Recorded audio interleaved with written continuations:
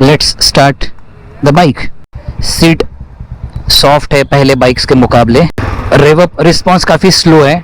This is giving a very positive feel. Suspension is good. Let's talk about the specifications.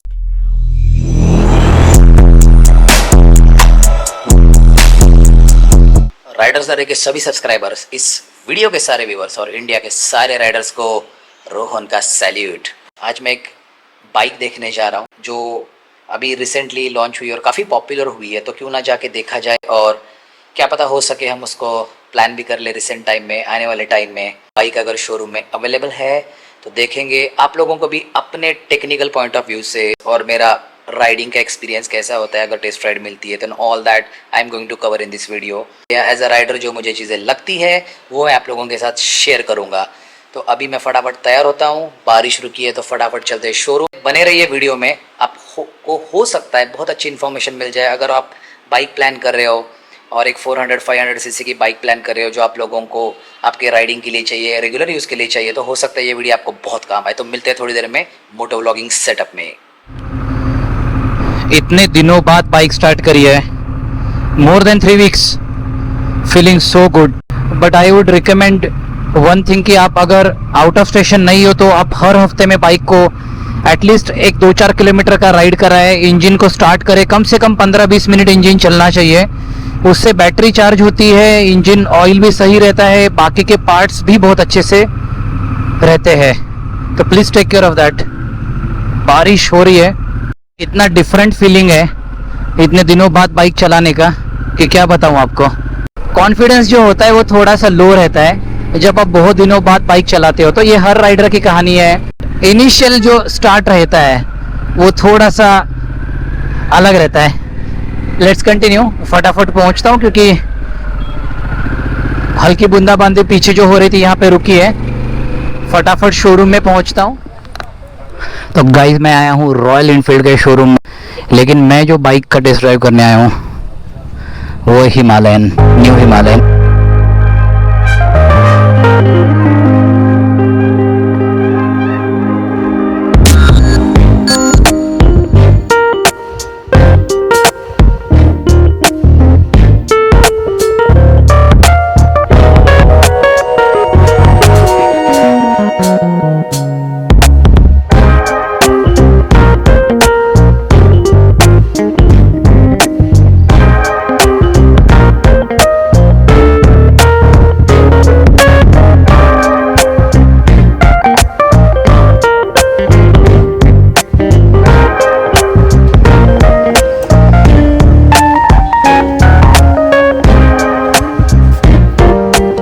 इसके suspension की एक बात note करिए कि यहाँ पे ऑयल सील के ऊपर जो प्रोटेक्शन दिया है उसकी क्वालिटी इतनी अच्छी है।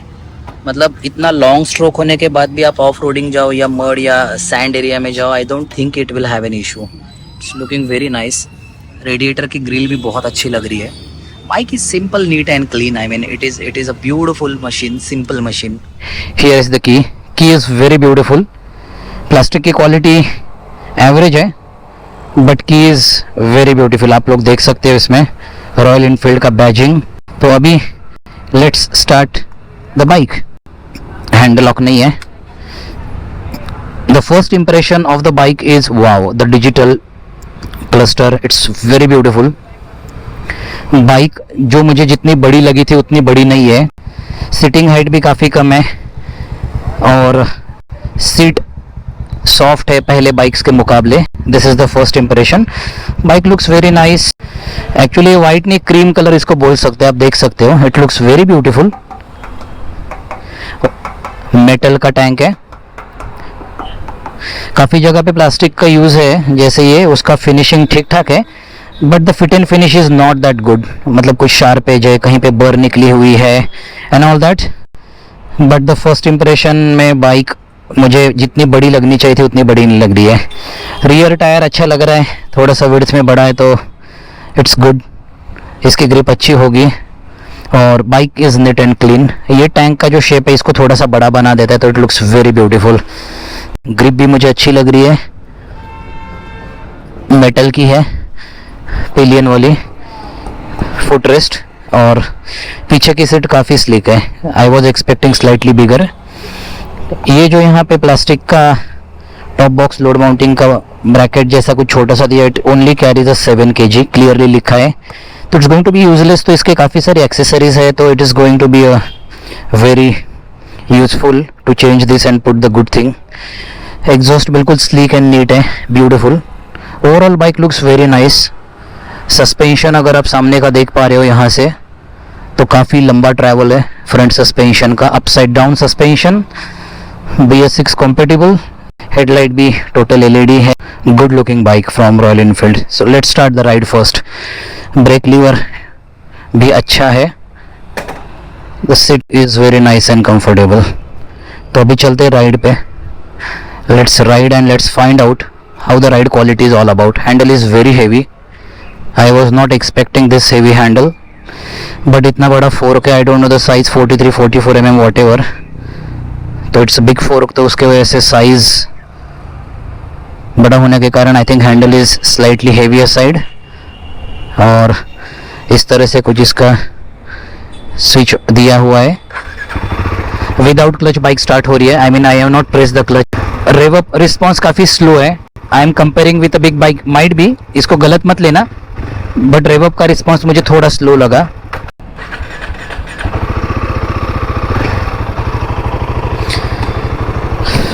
Gear is very smooth. Wow.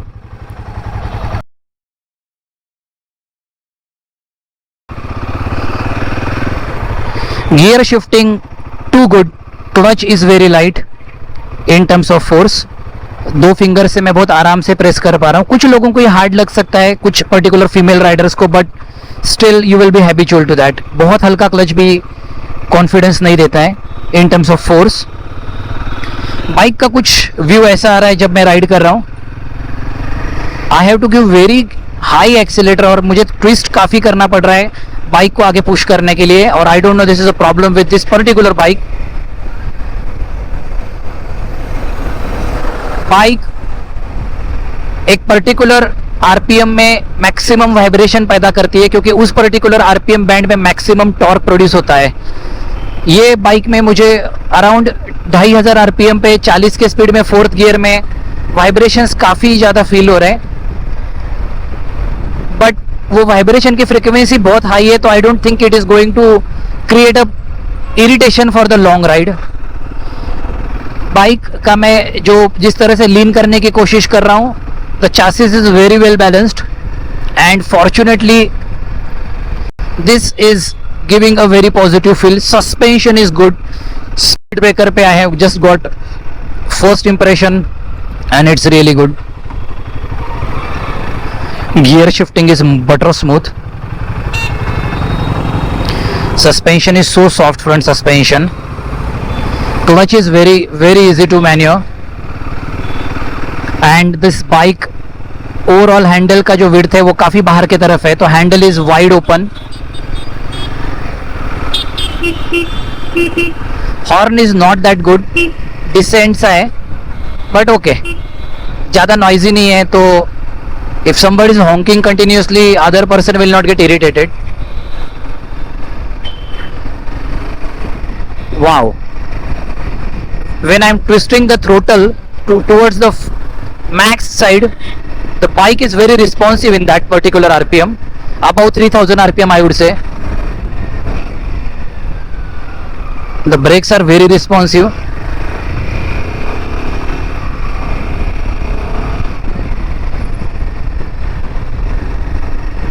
The engine is nicely tuned. The engine calibration is very very very nice.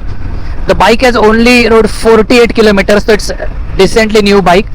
इसका फर्स्ट सर्विस भी नहीं हुआ होगा. In that way this bike vibration will go down. The bike will become smooth over the period of time, and it will be a good thing. Overall जो bike का look है या फिर एक जो पर्टिकुलर एक आपको व्यू मिलता है बाइक पे, it is very very good. Bike overall चलने में बहुत अच्छी लग रही है. एक राइडर को जो कॉन्फिडेंस होता है, अगर मैं पीछे पिलियन बिठाऊँ या फिर एक लगेज लोड करूँ, तो उस time I think it will give a good confidence. Although the windshield is very small and it is useless, but एक अच्छा लुक दे रही है. आई थिंक आफ्टर मार्केट में बड़े विंडशील्ड होंगे जो कि अच्छा खासा हेल्प कर सकते हैं।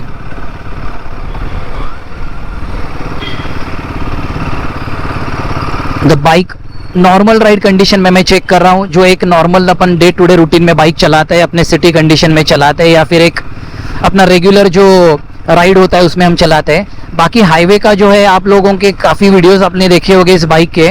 This bike can cruise easily 80 to 90 kilometers per hour speed and very easily it touches 100 kilometer per hour speed, which is very much required nowadays, because India में जिस तरह के अभी रोड कंडीशंस है या जिस तरह से हम लोग लॉन्ग राइड्स के लिए बाइक प्रेफर करते हैं, राइडर्स हजारों किलोमीटर आजकल एक दिन में कवर करते हैं, तो you need to have a bike which will take you to the speed 100 to 120 kilometre per hour speed without giving much vibration or without taking much pressure on the engine। तो ये bike उस तरह का है, लो RPM पे बिल्कुल भी vibration नहीं है। This is the amazing point. Now I am going to ride slightly on higher RPMs, मतलब मैं लोअर गियर में ज़्यादा इंजन को रिव अप करूंगा to find out the performance of this bike, the vibrations, the pickup, the balance and everything when you give a harsh acceleration। Let's check out that। थोड़ा सा खाली जगह पे चलते हैं, let's do that। बट मैं अपने रिव्यूज़ हमेशा एक सिटी में भी करना चाहता हूँ, इस तरह के रोड कंडीशन में जिसको बोलते हैं रियल वर्ल्ड यूजर्स पैटर्न, जिसमें हम लोगों को ये पता चलता है कि हम रोज़मर्रा के लाइफ में या डेली बेसिस पे जब बाइक चलाते हैं तो how it is going to perform. इस बाइक का और एक अच्छा पार्ट है कि इसमें चारों इंडिकेटर्स आप ऑन कर सकते हो, मतलब आप जब कहीं रोड साइड पे खड़े हो, कहीं इमरजेंसी है, तो it will be a very good visibility to the people who are travelling on the highways, road और रोड साइड। एलईडी इंडिकेटर्स है तो it is giving a very good look. यहाँ पे एम का जो बटन दिख रहा है, इट्स अ राइडिंग मोड, आप डिस्प्ले में देख सकते हो। अभी mode change denied, retry ignition, next initial cycle. I think there is some error in the bike. तो यहाँ पे राइडिंग मोड्स दिए जो इस बाइक के काम नहीं कर रहे, I don't know why. Let's ride on the high RPM.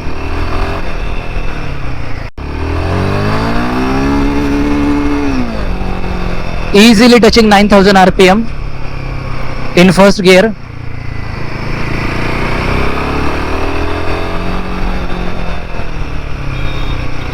it's going very smooth and revving up at very high rpm, but not hesitating at all।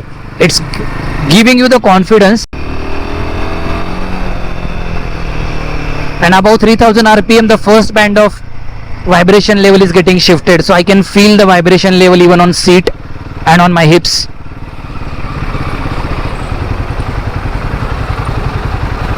Front suspension का आप ट्रैवल देख लो, इट्स टू सॉफ्ट। मैं second gear में हूँ, I am not given any throttle, bike अपने आप चले जा रही है।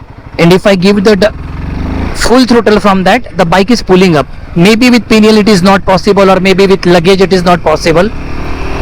so I still feel कि there is a scope of improving low end torque। low end torque मतलब जो नॉर्मल ऑपरेटिंग आरपीएम बैंड है, आप देख सकते हो कि 2000, 3000, 4000 आरपीएम, तो जो एक टॉर्क चाहिए 3000 आरपीएम के नीचे particularly when I am riding in a city, वो वाला एक थोड़ा सा मुझे ऐसा लग रहा है कि there is a scope of improvement. क्योंकि नॉर्मली हम जब राइड करते हैं, या फिर आप पहाड़ों पे चले जाओ या कहीं पे भी चले जाओ, when you ride on the turns and corners and city and everywhere, you normally ride practically you ride on this speed of 30-40 km per hour, where you ride the bike on between 2000 to 3000 rpm। और उस time पे जो एक torque का requirement होता है, वो एक अच्छा टॉर्क रिक्वायरमेंट होना चाहिए। But the best part, again I'm coming to the very positive side, in fourth gear this bike is riding on the speed of 25 to 30 km per hour, less than 1500 rpm without hesitation। so salute to the Royal Enfield team for such a wonderful calibration and meshing the gearbox and tuning it to the perfection। absolutely perfect। ये bike का mirrors के बारे में थोड़ा सा बात किया जाए, mirrors are good enough, even though मुझे थोड़े छोटे लग रहे हैं, या I was expecting some square mirror और rectangle mirrors which will give us a wider view of the real side, but that's okay. थोड़ा सा प्रैक्टिस का पार्ट है ये, आपको थोड़ी सी प्रैक्टिस हो जाएगी, then it will be easy for you also to ride. वो engine is stalled, so clutch is so light, मैं थोड़ा सा जर्क में छोड़ रहा हूँ तो leaving the clutch harshly, engine stall हो रहा है. That is what all about is low end torque. The bike is not eager to give the punch when the bike is completely stalled. तो ये देखो आप, now once the bike is in motion, it is giving the proper thump. But when the bike is at low end RPM or 1000 to 1500 RPM, the bike is not producing the torque which a rider is expecting to give the pull or the thrust to throw you back. वो वाला जो पंच है, ये वाला जो पंच, this is coming after 4000 RPM, so the torque actually is in single cylinder engine, so I cannot complain about much. But as a rider, I fell in love with this bike. Believe me guys, I fell in love with this bike, and this is an absolutely beautiful bike, a practical bike. छोटी छोटी चीज़ें, छोटी छोटी कमियां, छोटे छोटे expectations जो होते हैं, वो पार्ट ऑफ इम्प्रूवमेंट है. First generation of Himalayan to this generation of Himalayan, it has changed everything, including engine, including front suspension, including chassis. You name it, they have changed everything. But the thing is that even after doing everything, there will be always some expectations, and that expectations over the period of time, I hope Royal Enfield will take care. This bike comes with a ABS, so you don't have to worry about the harsh braking and going at high speed and braking on emergency braking and all. You just need to make the balance, a proper engine braking, and rest the brakes will take care. Braking is good. I will say you don't have to build the confidence. You will get the confidence immediately out of this braking. Too good. And once the bike is in motion, it's simply pulling the bike.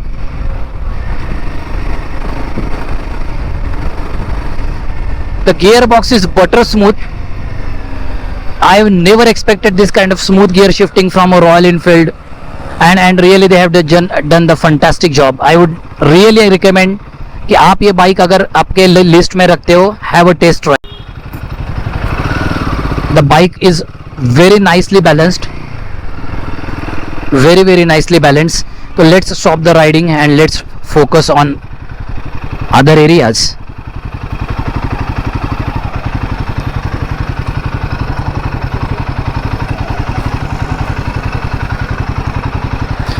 पीछे लेना भी बहुत easy है, because once you ride it is not feeling heavy at all.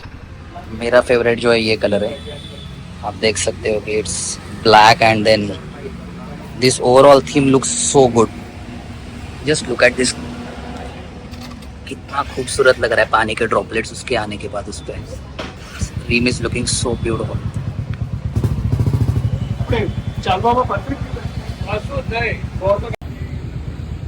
इसमें जो third and last colour आता है वो है ये वाइट. Is beautiful.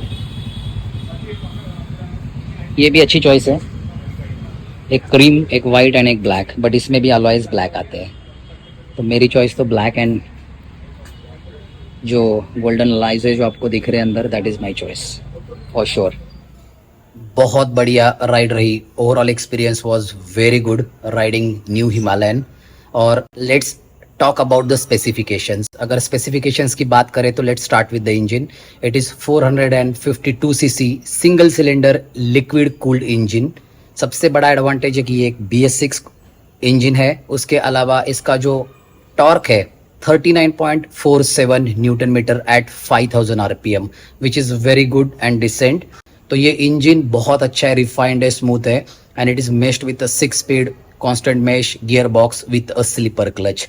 तो ये इंजन और गियर बॉक्स के स्पेसिफिकेशंस है. Now let's talk about headlight. जैसे मैंने बताया था कि फुल LED सेटअप इसका हेडलाइट आता है. कुछ स्पेसिफिकेशंस है जो मैंने ओपन किए, I will just go through quickly. उसके बाद इसका जो न्यू जॉयस्टिक वाला जो स्विच कंट्रोल है, it is also good and quality is decent.